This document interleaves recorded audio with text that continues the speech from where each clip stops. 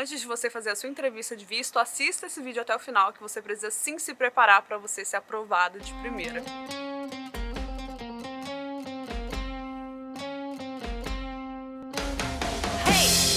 Olá, aqui é Carla Marinho, falo diretamente de Boston, então nesse vídeo aqui para poder te auxiliar na sua etapa de você ser aprovado de primeira no seu visto, né? Quando eu fiz o meu processo de visto, eu passei pelo consulado lá, o meu visto foi aprovado de primeira e eu tenho certeza que não foi por acaso. Algum, né, dessas dicas que eu apliquei para mim deu certo, pode ser que funcione para você também, né? Lógico, tudo vai depender da intenção do seu visto, qual visto que você aplica, mas hoje a gente vai falar, por exemplo, no visto de turista, né, que é um dos vistos mais aplicados para quem deseja aí chegar nos Estados Unidos, turistar, fazer negócios, né, experimentar um pouquinho desse lugar maravilhoso. E você precisa sim se preparar para a sua entrevista de visto, né? Não é simplesmente cair lá de paraquedas para decidir se vai ser aprovado ou não. Você pode fazer a sua parte para que o cônsul, né, a pessoa que vai te entrevistar, tenha uma boa visão a respeito de você e consiga aí aprovar o seu visto de primeira. Então vamos lá. Os primeiros cuidados, né? Eu até preparei uma listinha aqui que eu vou ler para vocês dos primeiros cuidados que vocês precisam ter na sua entrevista, o que você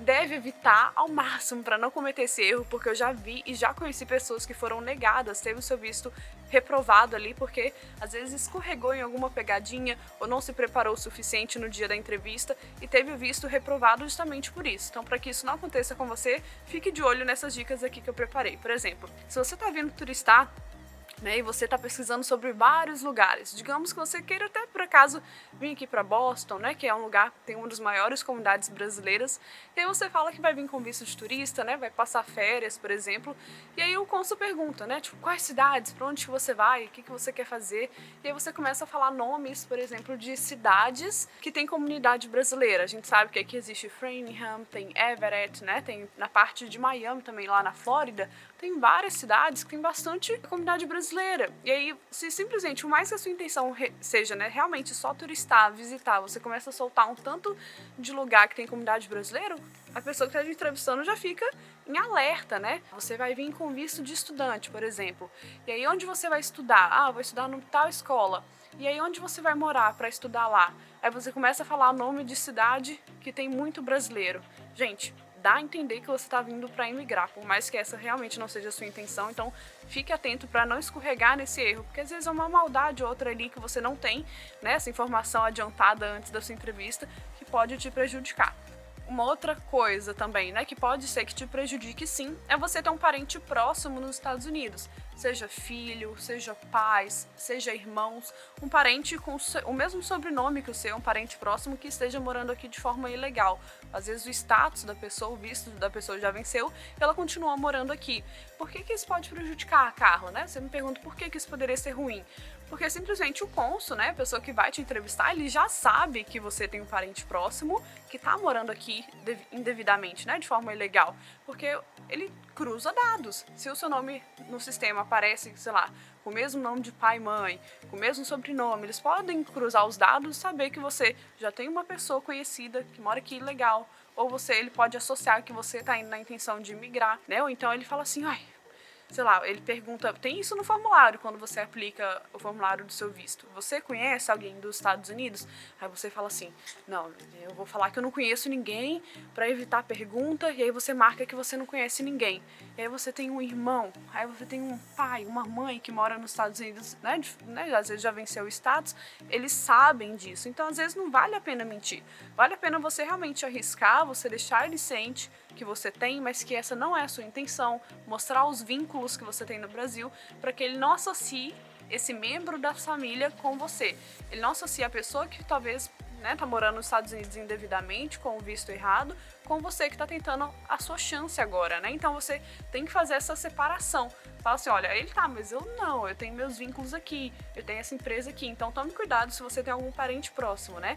Já se você não tem nenhum parente próximo nos Estados Unidos, nenhum irmão, nenhuma mãe, alguém que o sobrenome é o mesmo, e sei lá, você conhece o seu vizinho. Ah, mas você conhece alguém nos Estados Unidos, às vezes você nem tem contato mais com a pessoa, você falar também que conhece alguém que você nem sabe mais onde a pessoa tá, só vai te causar mais perguntas, né? Ele quer saber mais quem é essa pessoa, onde que essa pessoa mora, qual que é o visto dessa pessoa, essa pessoa mora nos Estados Unidos de forma legal? né? Qual a sua proximidade com essa pessoa? Se a pessoa está te ajudando a emigrar, então assim, eles vão querer saber mais. Então você também tem que ficar atento até que ponto, né, você vai demonstrar tudo aí, sabe? Então fique atento a essas questões. O terceiro cuidado que você deve ter aí, né, no dia que você for aplicar, é, por exemplo, você pagar uma assessoria de visto e a pessoa faz toda a sua aplicação, deixa tudo planejado para você, para sua família, com quem mais você for, e você não tá nem ciente do que foi aplicado, né? Então tomem cuidado com várias empresas que vão prestar esse tipo de assessoria, porque tem muita empresa que faz, mas a gente tem que ver o resultado, a qualidade da empresa que está aplicando, né? Então, às vezes a pessoa aplica todas as informações para você, preenche campo lá que você nem sabia que tinha, e aí você é pego de surpresa, né? Você passa só seus nomes, só seus dados lá de endereço, de nome, aí chega na entrevista, o cara vai lá e pergunta quanto você tá ganhando, você nem sabe quanto que foi marcado na aplicação. O cara marcou, você ganha 5 mil, e aí você ganha 3. E aí, então, assim, para que não haja conflito de informações, saiba exatamente o que foi colocado na sua aplicação, né? O formulário chama DS-160, é o formulário para você aplicar para o seu visto americano, então saiba o que foi escrito lá, saiba o que foi feito. Ah, lembrando, só uma dica extra, né? Para você que realmente pensa em morar nos Estados Unidos, pensa em fazer isso de forma legal, saber os passo a passos, né? Mais informações, eu vou deixar aqui na descrição o curso gratuito que eu preparei para vocês. Ah, Carla, é gratuito? Sim, acesso à plataforma, as informações, é 100% gratuito. Você coloca o seu nome, recebe, né? Coloca o seu nome, seu e-mail, recebe no seu e-mail, na sua caixa de entrada ou na sua caixa de spam, o curso, o acesso à plataforma, né? Todas as informações de forma gratuita.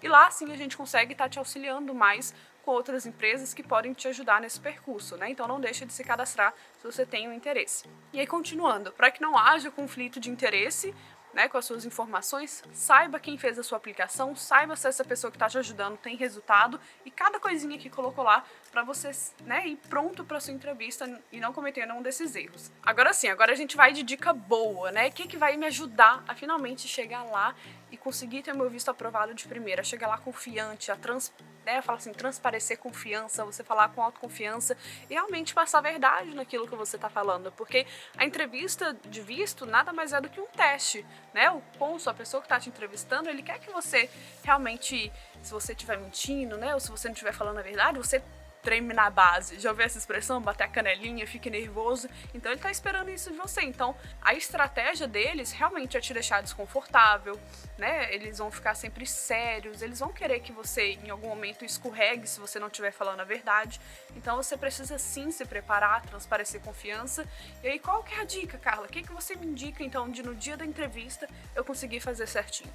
A coisa mais importante que você vai conseguir elaborar na forma que você fala, na forma que você se comunica, é os seus vínculos, né? É a forma que você demonstra o vínculo com seu país de origem, o vínculo com o Brasil, que de fato faz você ser aprovado, né? Principalmente aprovado de primeira, que é o que a gente quer. Então, por exemplo, se você é uma pessoa mais nova, né? Você tá em época de prestar vestibular, você tá em época de faculdade, isso é um tremendo vínculo, né? Você fala assim, nossa, eu tô fazendo faculdade, eu tô estudando pro Enem, se realmente, né, você estiver fazendo esse tipo de coisa. Então, assim, você tá cursando alguma coisa, isso é um vínculo enorme. Imagina, por que você vai deixar essa carreira, você vai deixar a sua estabilidade, você vai deixar um curso aí que você já fez 3 anos para largar tudo e ir para outro país. Então, assim, você realmente demonstra vínculo.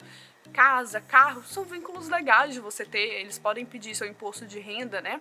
Eles não pedem de todo mundo, eles pedem de algumas pessoas, são vínculos legais, mas não é só isso. Fique bem atento que o vínculo é a forma que você vai dizer, é a forma que você, às vezes, você tem uma empresa, você tem um MEI, por exemplo, e aí você é dono de uma empresa, você tem funcionários, você tem pessoas que você tá, né, administrando ali, imagina você largar tudo. Então, tudo isso que demonstre vínculo, demonstre que você tá meio que preso no seu país de origem, isso é muito bom, porque é isso que eles querem ouvir de você, né? Que você tem a intenção de retornar para o Brasil depois desse período que você vai passar nos Estados Unidos. E seja bem direto também no motivo da sua viagem. Eles querem saber por que você está indo para os Estados Unidos, qual que é o motivo da sua viagem. E isso vai depender realmente da sua intenção, do visto que você vai aplicar, se é de turista, se é de estudante, qual que é a intenção dessa viagem. É uma viagem, por exemplo, a lazer? Você vai passar alguns dias na Disney, vai passar 2 semanas na Disney, 2 semanas em Nova York. Qual que é o motivo, né? Que isso seja plausível. Porque, por exemplo, no Brasil é comum a gente ter 30 dias de férias, por exemplo, né? As pessoas têm 30 dias de férias, aqui nos Estados Unidos já não é comum. Então, se você fala, por exemplo, que você vai viajar e aí você vai ficar 20 dias, 30 dias fora, isso pode chamar um pouquinho de atenção, porque é um tempo muito longo para você se ausentar, às vezes do seu país, do seu trabalho. Então tome cuidado também com, né, o tempo de viagem que você está falando que vai passar, ou o período de intercâmbio, né? Se for um período, sei lá, de 1 ano, nossa, mas 1 ano pode ser muita coisa. Por que você quer ficar 1 ano fora? Então, assim, tudo isso tem que ser um pouco sempre reavaliado para deixar o mais sucinto possível, né? E você conseguir ficar dentro do que é normal, né? Não ter nada muito fora da curva ali para não chamar atenção para sua entrevista, tá? Então isso é dicas que eu tô falando aqui que pode realmente te ajudar a ter uma aprovação de primeira. E a última coisa, gente, não minta para a imigração, principalmente coisas que a imigração já sabe. Se no seu formulário tá escrito uma coisa ali, na hora que você ficar nervoso porque ele fez uma pergunta, né, que te colocou contra a parede, não minta. Às vezes ele já pergunta já sabendo a verdade, né? Você conhece alguém nos Estados Unidos?